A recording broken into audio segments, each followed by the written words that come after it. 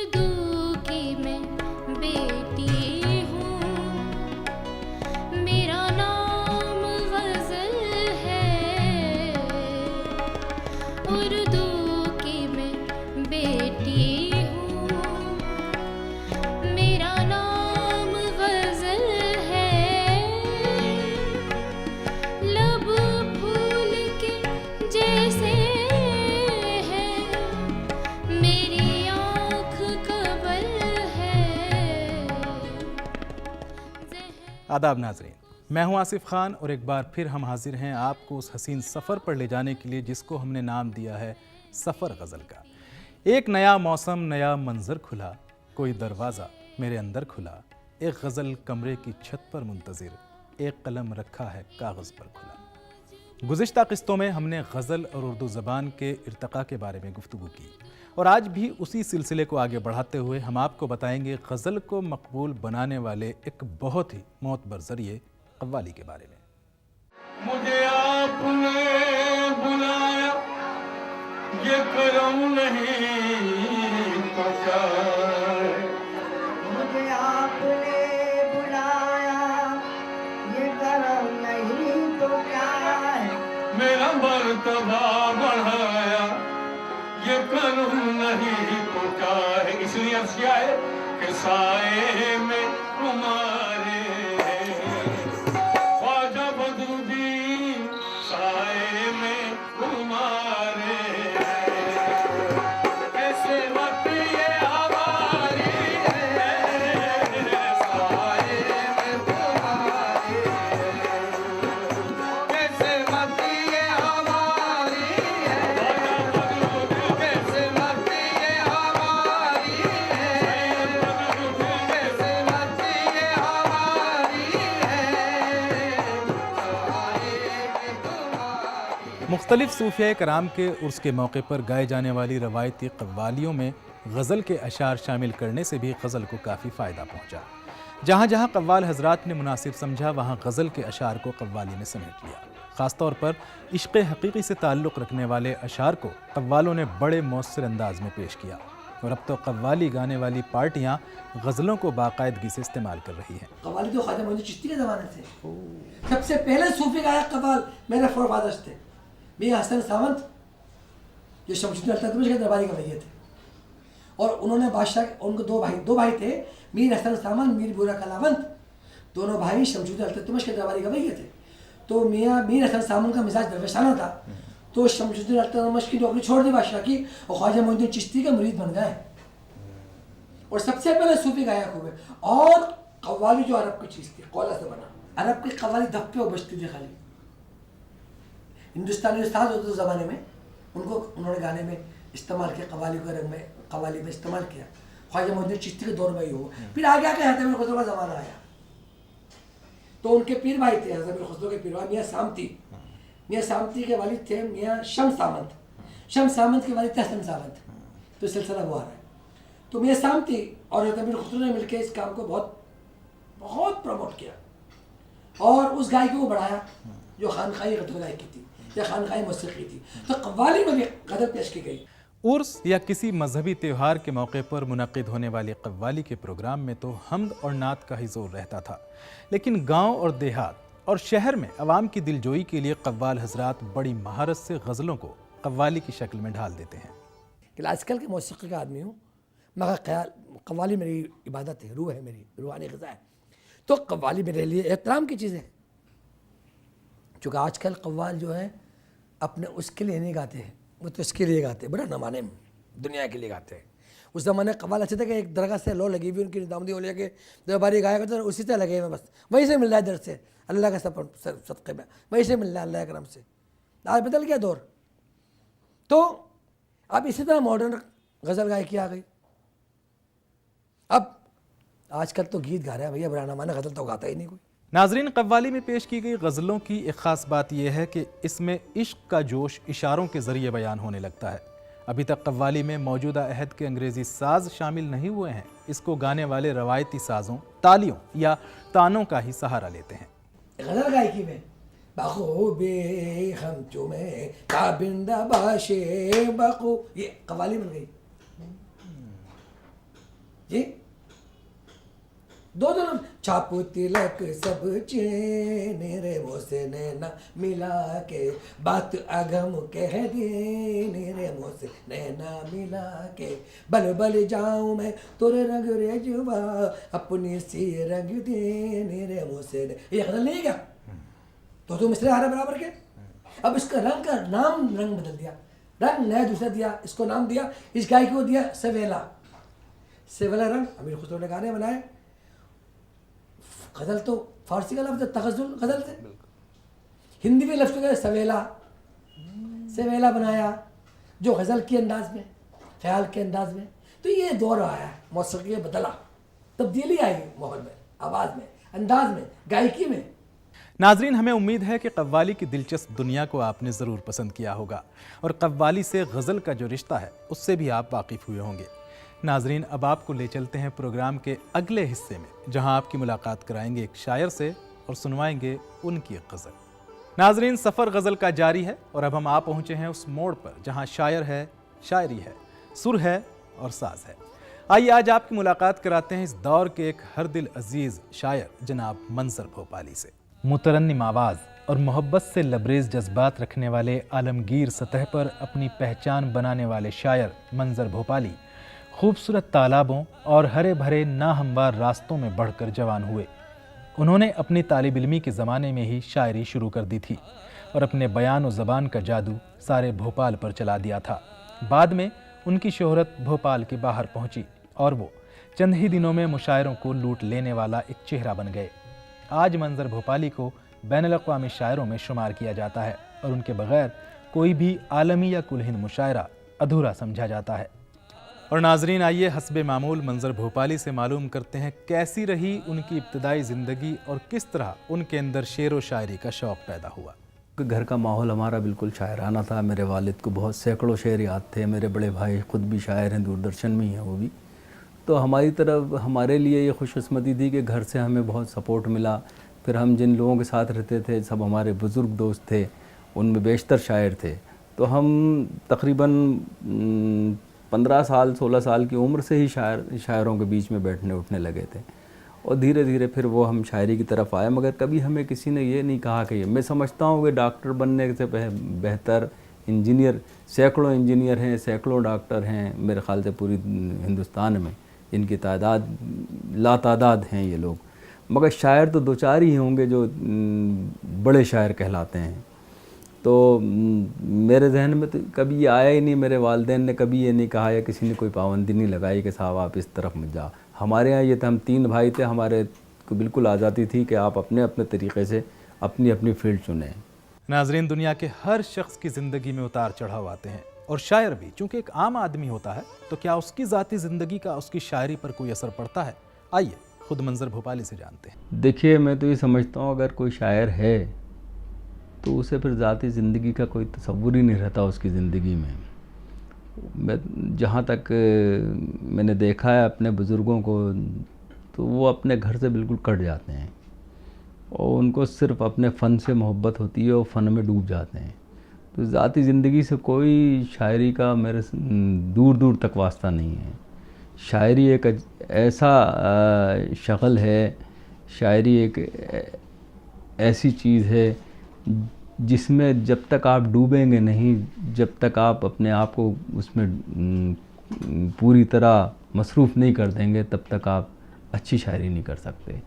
तो ज़ाती ज़िंदगी और शायरी दोनों अलग अलग चीज़ें हैं। और या तो आप ज़िंदगी से बहुत करीब रहना चाहते हैं अगर आप अपने, तो फिर ज़ाती ज़िंदगी में रहिए, और अगर अच्छी शायरी करना चाहते हैं तो फिर शायरी करिए, क्योंकि शायरी वक्त मांगती है मुताला करने के लिए भी। फिर आपको लोगों के बीच में जाकर अपनी शायरी भी पेश करना, यानी पूरे 24 घंटे की जॉब है ये एक तरीक़े से। नाजरीन, किसी भी गज़ल के अशार में अलग अलग मौजू होता है। ऐसे में जब एक शायर गज़ल कहने बैठता है तो उसके अंदर वो मौजू कहाँ से आते हैं? क्या वो तय करता है कि आज इस मौजू पर गज़ल कहनी है? नहीं, इसे तय नहीं किया जाता। देखिए, गज़ल मैंने कहा ना कि जैसा इसका मतलब है ऊंचे ऊंचे नामों की तख्तियाँ जला देना, जुल्म करने वालों की वर्दियाँ जला देना। अब ये एक मतलब का बिल्कुल अलग तरीक़े का है, मगर क्योंकि उसका एक है कि हमें इस तरह की गज़ल कहना है। इसके अंदर 5 शेर हैं कि दर बदर भटकना क्या दफ्तरों के जंगल में, बेलचे उठा लेना, डिग्रियाँ जला देना, या फिर फिर बहू जलाने का हक़ तुम्हें पहुंचता है, पहले अपने आंगन में बेटियां जला देना। तो ये कोई तय करके गज़ल नहीं कही जाती कि कोई ये तय करके, हाँ नज़्म तो हम कह सकते हैं कि एक मौजू हमने ले लिया कि साहब में दरख्त पे शेर कहना है, नज़्म कहना है या किसी फूल पे नज़्म कहना है, तो हमें फिर उसके अंदर पाबंद रहना पड़ेगा। गज़ल पे कोई पाबंदी नहीं है। मंजर भोपाली की पहचान एक तरन्नुम के शायर की है। तरन्नुम गज़ल को नई बुलंदियाँ अता करता है। आइए मंजर भोपाली साहब से जानते हैं कि गज़ल में तरन्नुम कहाँ से आता है। मैं समझता हूँ कि बेशतर शायर हमारे जहाँ भी, चाहे पाकिस्तान में गज़ल हो रही हो या यहाँ पर हो रही हो, बेशतर शायर गुनगुना के ही शेर कहते हैं, क्योंकि एक तो उन्हें ऑटोमेटिक मीटर मिल जाता है गज़ल कहने का, और दूसरी बात ये कि वो तरन्नुम उसी वक्त बन जाता है जब आप गज़ल कहना शुरू करते हैं। उसकी कोई बाद में नहीं बनाया जाता है। ये कोई हम म्यूज़िक डायरेक्टर की तरह के पास नहीं बैठे होते कि साहब पहले वो म्यूज़िक सेट करेगा फिर हम गज़ल कहेंगे। गज़ल के साथ ही तरन्नुम भी सेट होता चला जाता है, और यही वजह है कि वही गज़ल खूबसूरत होती है जो अच्छे तरन्नुम के साथ हो। नाज़रीन, कुछ लोगों का मानना है कि उर्दू का वजूद अब सिमट रहा है। हिंदुस्तान में उर्दू के चाहने वाले कम हो रहे हैं, लेकिन मंजर भोपाली का तजुर्बा क्या है, खुद उन्हीं से मालूम करते हैं। ये महसूस ही नहीं होता कि हम अमेरिका में मुशायरा पढ़ रहे हैं या कनाडा में पढ़ रहे हैं या ऑस्ट्रेलिया में मुशायरा पढ़ते हैं। जब कोई उर्दू वाला मुशायरे में आता है तो वही सोच के आता है कि हमें शायरी सुनना है। तो कभी भी हमने ये महसूस नहीं किया कि कहीं भी पूरी दुनिया में कई मुल्कों में गया मैं, और ईरान तक गया मैं, साउथ अफ्रीका गया, ऐसे ऐसे मुल्कों में गया हूँ जहाँ पे तसव्वुर भी नहीं किया जा सकता कि यहाँ उर्दू के लोग होंगे। मगर ये है कि वहाँ भी ऐसा लगा कि हमने जब शायरी शुरू करी या मुशायरा शुरू हुआ तो ऐसा लगा कि यार ये तो बिल्कुल बाकायदा तरबियत याफ्ता लोग हैं, इनके जहनों में गज़ल का एक मिजाज बना हुआ है और ये गज़ल सुनने वाले लोग हैं। तो हमें जहाँ लखनऊ में शेर सुनाने में मज़ा आता था, उससे कहीं ज़्यादा अमेरिका और कनाडा में मुशायरा पढ़ के और अपनी गज़ल पढ़ के हमें लुत्फ़ हासिल होता है। और नाज़रीन, अब वक्त हुआ है मंजर भोपाली से उनकी गज़ल सुनने का। तो आइए मंजर साहब से दरख्वास्त करते हैं कि वो अपनी एक पसंदीदा गज़ल हमें सुनाएं। ये मैंने बेटियों पे गज़ल कही है, क्योंकि इधर मैं कुछ काम कर रहा हूँ बेटियों के सिलसिले की शायरी पे, कि जो हमारे समाज में एक तरीक़े से बेटियों पे जुल्म हो रहा है, तो उनके ख़िलाफ़ एक एहतजाज करना, वो जुल्म के ख़िलाफ़। तो मैंने एक गज़ल कही है बेटियों के लिए, ख़ास तौर से आप लोगों की खिदमत में पेश कर देता हूँ। इनको आंसू भी जो मिल जाएं तो मुस्काती हैं, इनको आंसू भी जो मिल जाएं तो मुस्काती हैं, इनको आंसू भी जो मिल जाएं तो मुस्काती हैं, बेटियां तो बड़ी मासूम है जज्बाती हैं, बेटियां तो बड़ी मासूम है जज्बाती हैं, इनसे कायम है तक़द्दुस भी हमारे घर का, इनसे कायम है तक़द्दुस भी हमारे घर का, सुबह को अपनी नमाज़ों से ये महकाती हैं, सुबह को अपनी नमाज़ों से ये महकाती हैं, लोग बेटों से ही रखते हैं तवक्को, लेकिन लोग बेटों से ही रखते हैं तवक्को, लेकिन बेटियां अपनी बुरे वक्त में काम आती हैं, बेटियां अपनी बुरे वक्त में काम आती हैं, एक बेटी हो तो खिल उठता है घर का आंगन, एक बेटी हो तो खिल उठता है घर का आंगन, घर वो ही रहता है पर रौनकें बढ़ जाती हैं, घर वो ही रहता है पर रौनकें बढ़ जाती हैं, बेटियां होती हैं पुरनूर चरागों की तरह, बेटियां होती हैं पुरनूर चरागों की तरह, रोशनी करती हैं जिस घर में चली जाती हैं, रोशनी करती हैं जिस घर में चली जाती हैं। अपनी ससुराल का हर जख्म छिपा लेती हैं, अपनी ससुराल का हर जख्म छिपा लेती हैं।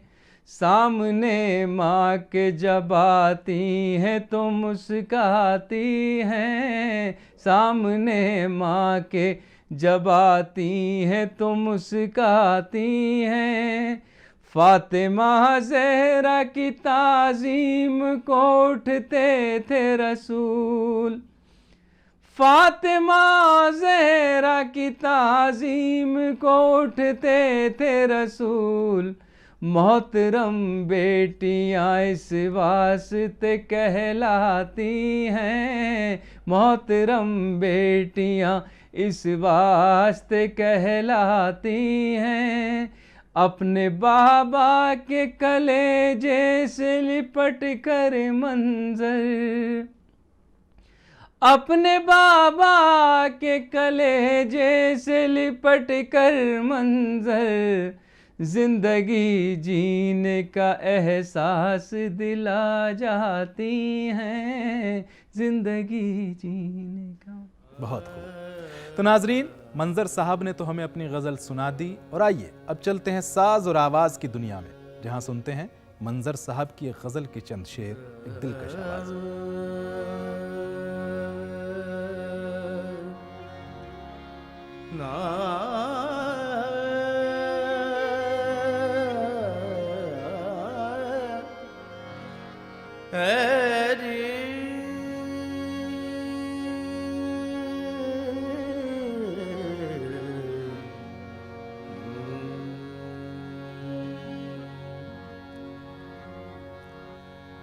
तेरे मनाने का अंदाज कितना प्यारा है, तेरे मनाने का अंदाज कितना प्यारा है, कि बार बार हमें रूठना गवारा है। तेरे मनाने का अंदाज कितना प्यारा है।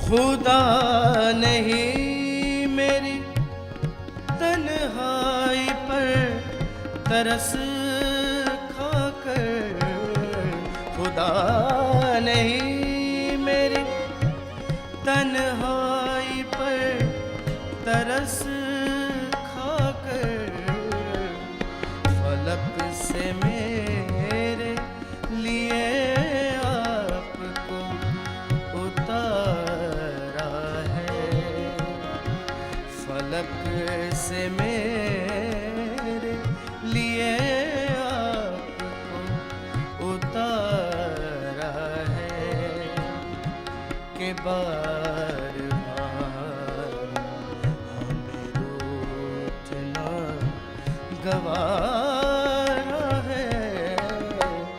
तेरे मनाने का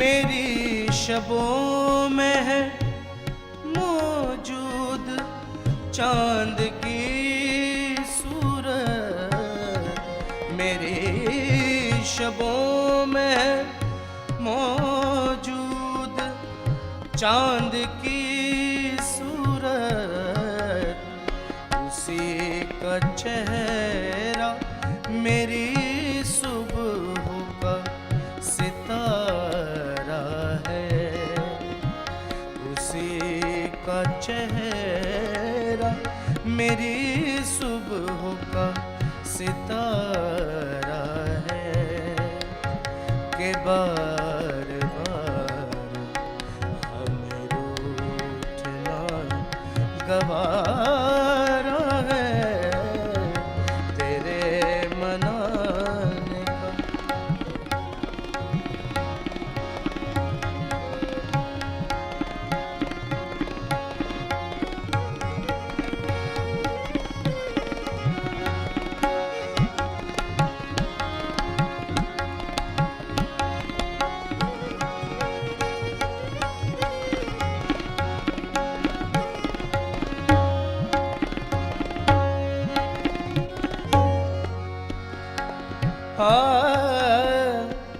सुपुर्दगी को हमारी शिकस्त मत समझो, सुपुर्दगी को हमारी शिकस्त मत समझो,